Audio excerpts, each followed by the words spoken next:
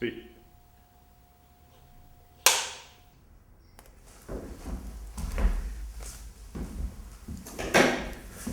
My name is Joe Langer, and I'm 41 years old, born in New York City, New York, and I'm a Jewish guy.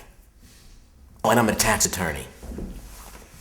Growing up, my dad wasn't really around that much. He was a big executive for a Fortune 500 company, so he was on the road quite a bit, always traveling to China and Japan and all these incredibly exotic places, you know. And that was a bummer because I had two older brothers and a mom, and mom was pretty much running the show. So dad wasn't around as much as I would have liked. And the thing that was weird about that is I had this neighbor whose dad was like the most cuddly, nice guy, and I would really wish that I had a dad who was available like he was. So that's sort of my earliest memories of my dad. Right. When dad would come home, it was all about getting the presents, seeing what he brought me, what kind of souvenirs he brought me. And it was weird, I didn't really get to know my dad, and I needed my dad because I was gay. I was a gay kid. And didn't have someone there that I can really emulate or learn how to be a guy, I didn't really have that. When I first told my dad about me being gay, it was a total disaster. It was the 80s, and it was during the AIDS scare and the only thing my parents knew about gay people, particularly my father, was my parents' interior decorator, who kind of came in and was like, total flamer, and as my dad would put it, And I remember going to my father's office because, my dad was all business with my father, and I said, I need to talk to you. And dad said, what? What do you need to talk to me about? And I was so nervous and so afraid. And I said that I said, Dad, I'm gay. And the first and only thing that my father said to me was, he said, Joe, he said, you are gonna die of AIDS. That was it. And that's all we ever discussed about it. And it was really terribly traumatic for me because it was the first time that I realized that I didn't have unconditional love for my parent. So what Dad did after that is he did this research, and he found this psychiatrist on Fifth Avenue in New York who was a very controversial psychiatrist. His name was Dr. Charles Socarides. And this guy, people knew about him because he was a guy that tried to cure people of homosexuality through like aversive training. It was crazy. So my dad made me go 3 times a week. It was like $160 an hour. He bought me an apartment in New York, down in Brooklyn Heights, this beautiful apartment. He paid for a car service to take me back and forth to the psychiatrist 3 times a week. So it was wild. I've never had a heart-to-heart with my dad. There's such a,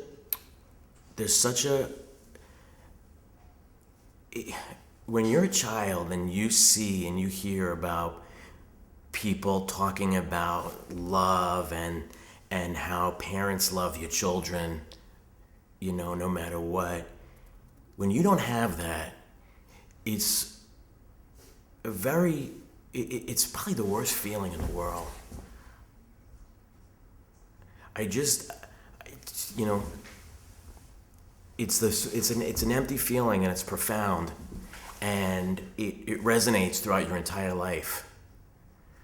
I can't have a heart-to-heart with my father because I'm fearful. Unless I speak to my dad about wonderful things in my life or successes, financial successes, And the fact that I'm doing brilliantly in my career, or that I'm buying a big home, or I'm driving a big car, or I got a Cartier watch, or whatever it is, unless I have that to share with my dad, there's really not much to talk about. I've never seen my father cry. My dad doesn't cry. And on that note, has he ever told you that he loved you? No, my father has never told me he loved me. Never. 42 years, never heard him say, "I love you, Joe."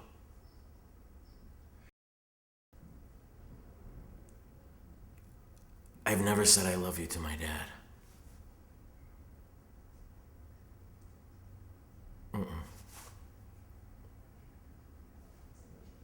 It's very hard for me to say those words to anybody. I think that not hearing it as a child and wanting it so badly, and having a best friend who was showered with love in so many ways, and seeing that and going home to my house and not seeing that was very, very difficult for me, and still is to this day. And I find I think people would think I'm a very warm person and a very loving person, and maybe I try to, I don't know, maybe I try to do things differently, but I've never been really able to say that to anybody aside from my dogs, so, which is a really sad thing. I don't really know what being a man is, I think I learned about being a man from television, from escaping in TV. Probably, the shows of the 70s, the police shows. God, I remember reading Star Magazine back in 1977 and seeing a picture of Glenn Campbell in his bathing suit trunks in a pool in Malibu, and saying that's a man, that's what I want to be, and of course looking through the porno magazines as a kid and seeing what a man's supposed to be. That was my, that's sort of what made me, it's what I looked up to. That's a man, But as far as my dad, or, it's just, there was so much that I wanted. And I had such a capacity to really love as a kid. I was such a, really creative, good kid. And I feel it's really such a shame that this, young kid who just wanted so badly to be loved and held and helped out. I don't know why how a father can look and see this beautiful child and not hold him and not hug him and not say, you're special, you're a good kid, I don't understand that. I don't understand that. And I wish that my dad would make some kind of promise to me that if things got bad for me, he would really be there. That if I was in trouble, because I don't think that would happen. I think to myself, what if, God forbid, something should happen to me and I hit rock bottom? I'm so fearful of that. That's why I'm always, trying to call him with all these great things in my life, because there's no unconditional love. I can't turn to my pop if there was something dire. And I think that what I would want, my wish, is to know that my father would be there for me when things, and if things got bad, and if I needed him. Because at this point in my life, I don't think that would be the case. And I think that unless I have something wonderful and cheerful and happy to say to my father, when it comes down to the real stuff, to the real life stuff, the pain and things that are not good, and things that possibly are going wrong in my life, my father doesn't want to hear it, and he doesn't want to know me. And I think he would, just as he did to me when I told him, when I came out of the closet and said I was gay, and his reaction, I feel that really set the tone for the way that he would be dealing with me. And nothing's really changed. And I think from him I've learned that I don't go to my dad. He's just, he gave me life, and He's there to make me laugh but that the father that I saw what my best friend had, Steven, growing up, is not something that I'll ever have. I'll never be able to experience that. So who do you go to now? I'm still looking. I'm still searching. I think today, if I'm looking for that father figure, I'm still looking for a dad. I'm still looking for that sort of hero, that person to really make me feel, loved and worthy, and that I'm okay. I'm okay the way that I am. But it's been a long search. I've been looking for that for 42 years, and I don't think it'll ever happen. It's tough. Do you want to have kids? I would love to have children. I would love to have children. I don't know why. I love kids, and I love my boys, my dogs. I have 3 dogs. It's funny because I give them a lot of love, too much, smothering.